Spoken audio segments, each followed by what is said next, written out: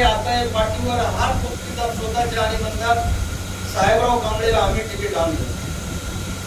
साहेबराव कांबळेला पूर्ण तिकीट आहे. शांतपणाने झोपताना त्यांनी विचार करावा 12 वाजता आणि 12 वाजून 1 मिनिटाला फोन करावा मला की साहेबराव तिकीट तुमचं तुम्हीच आणलं. पुन्हा एमएलसीचं तिकीट होतं माझं. त्यांनी त्यावेळेस पुन्हा विचार करा तिकीट कोणाचं आणलं.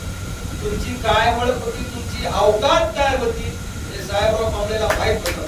फक्त मला फोन उघडायला लावून त्यांनी एवढीच रास्त अपेक्षा होती. तरी पण मी तळागाळात प्रामाणिकपणाने काम केलंय, पक्ष वाढवण्याचं काम केलंय.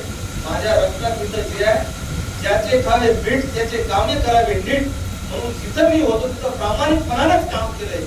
आता मी शिवसेनामध्ये झालो, शिवसैनिक झालो.